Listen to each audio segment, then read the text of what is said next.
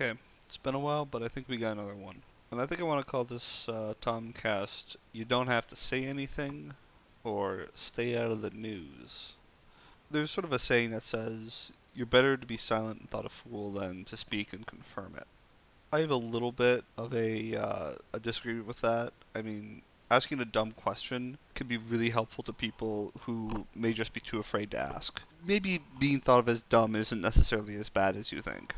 I think what they're really trying to get at is that you don't have to give your opinion. And in reality, if you are giving your opinion, you want to be very careful because in most cases, it doesn't matter what your opinion is. For instance, I like making video games that are first person shooters, but if I'm told or being paid to make a game that isn't a first person shooter, then I'm not going to phone it in. I'm going to actually do the work because it's important to someone. It's important for me to represent myself professionally. It's the thing I got to do. And if someone asked me to do something that was truly objectionable, then I would just leave. I don't have to make a stink about it. I don't have to draw attention to the fact that I'm leaving. I mean, beyond the fact people are going to see that I'm available for work. And, you leave. You kind of want to exit gracefully from those scenarios. And this all kind of goes into the concept of staying out of the news. What you don't want to do is be in a situation where you create a visible problem, because visible problems are the ones that get all the attention, but there's sort of a background. There's another side to the visible problems, and that is that if you are the person that can come up with a visible solution, that can really fast track you for promotions. And I would also say that, like, because of this whole concept of there being, visible problems and visible solutions, and this very, like, it's sort of where the zeitgeist of project is, where everyone's focusing on, I would always caution people to be willing to look for the invisible things that are going on. Who always happens to be there when things go right and wrong? Who always happens to be in places where things never go wrong?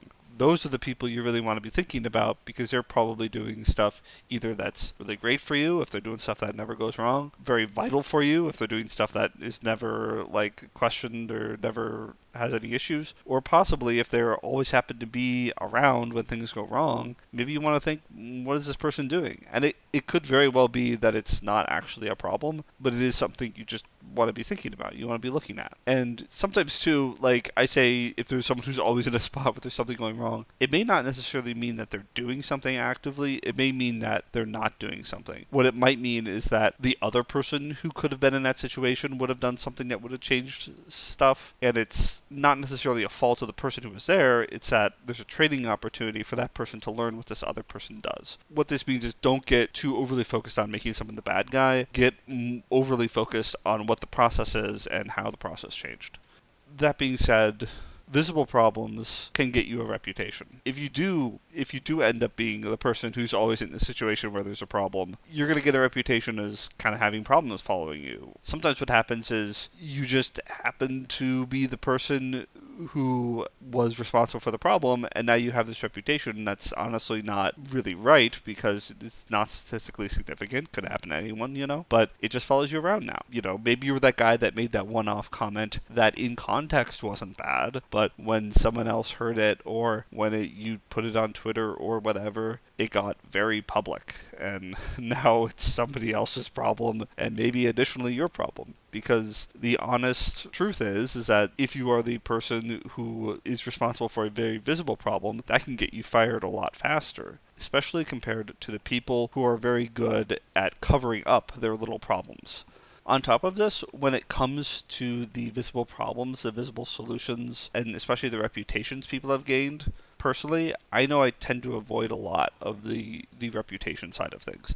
I don't really care what someone said or what someone did or whatever, and I'll kind of talk to them even if there is a little bit of stigma attached to doing that, and I will 100% admit it will hurt me socially. There are people who are like, well, this is a guy that talks to the guy who did that thing that one time. Is this person okay? And my personal thought on it is give people a second chance. I mean, if you're going to hate someone, don't hate them for more than a year because it's enough time to possibly change. And truth be told, most people probably won't change, but you got to leave the door open. the like other thing I want to say about staying out of the news is that the news is actually somebody else's job. And it's going to be your marketing, it's going to be your advertising department, people who are going to be sitting down and stressing about how do they time the ads and how do they time the marketing stuff and the pitches and all this stuff. It's really a full-time gig, and I'm not really an expert on this, which is probably why I'm not using half the words right. But the truth is, sales and marketing really does correlate to the sales and the money that you bring in. So getting in their way or causing anything that distracts from what they're trying to do is really a disservice to them.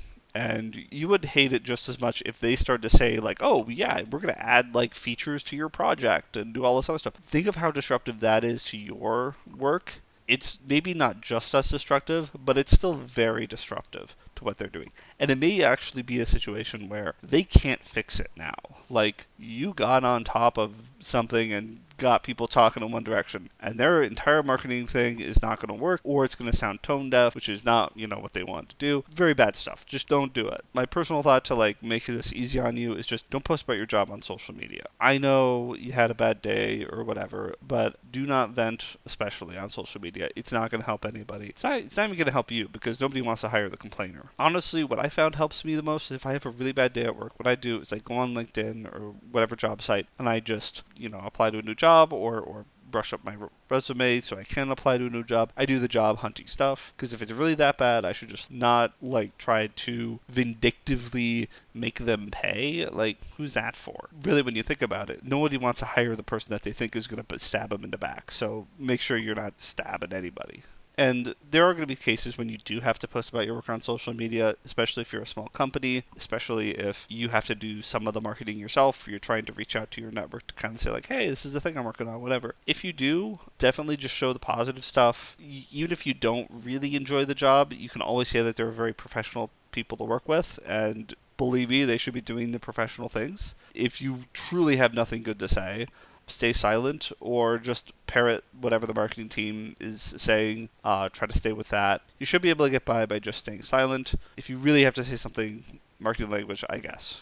This kind of comes down to this concept of like the proud hammer getting the nail. And what that means is if you have a nail that's kind of sticking up or that's slightly a problem, that's the nail that everyone's going to focus on and try to fix.